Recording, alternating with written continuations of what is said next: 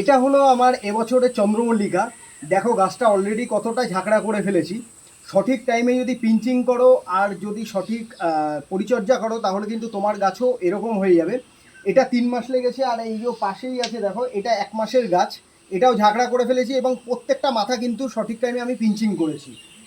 আর তোমরাও যদি গাছ এরকম করতে চাও তাহলে প্রত্যেক 10 দিন অন্তর অন্তর হচ্ছে 15-15-15 তোমরা গাছের গোড়ায় কিন্তু দেবে। তাহলে কিন্তু খুব ভালোভাবে গাছের গ্রোথও হবে, গাছের শিকড়ও বাড়বে। আর টবটা তোমাদেরকে চেঞ্জ করতে হবে। দেখো এটা আমি 4 ইঞ্চি টবে দিয়েছি।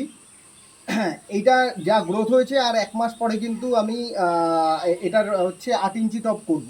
দেখো চন্দ্রমল্লিকার ক্ষেত্রে পিঞ্চিংটা খুব জরুরি। কিভাবে পিঞ্চ করতে হবে একবার দেখিয়ে দিচ্ছি। এই ডালে অলরেডি 4টে কিন্তু পাতা হয়ে গেছে। তো এই জায়গা থেকে আমি এটা নখ দিয়ে জাস্ট পিঞ্চ করে দেবো। এইখান থেকে 3 থেকে 4খানা ডাল কিন্তু বেরোবে। ডাল বেরোলে এই গাছটা কিন্তু আরও ঝাঁকড়া হয়ে যাবে। এটা জাস্ট 1 সপ্তাহ আগেই আমি পিঞ্চ করেছিলাম, আর এক একটা ডাল থেকে কিন্তু 4টে করে ব্রাঞ্চ বেরোচ্ছে। যখন গাছে পিঞ্চ করবে তার সাথে সাথে কিন্তু তোমাকে গাছের গোড়ায় ডিএপি আর এনপিকে 20-20-20 দিতে হবে, তাহলে গাছের বৃদ্ধি কিন্তু খুব দ্রুত পরিমাণে হবে। বেশ কিছু চন্দ্রমল্লিকার চারা আমি তৈরি করেছি এগুলি তোমাদেরকে দেওয়ার জন্য। তো যারা যারা নিতে চাও অবশ্যই কমেন্ট করে জানিও, আর বা মেসেজ করো আমাকে, আমি তোমাদেরকে দিয়ে দেবো। যাদের চারা প্রয়োজন তারা আমার সাথে কন্ট্যাক্ট করতে পারো। আর এর ভিতর কিছু পম বিভিন্ন ধরনের ভেরিয়েন্ট আছে, জায়েন্ট ভেরিয়েন্ট আছে। জায়েন্টের এই কালারটা আমার কাছে রয়েছে, তো তোমরা চাইলে নিতে পারো।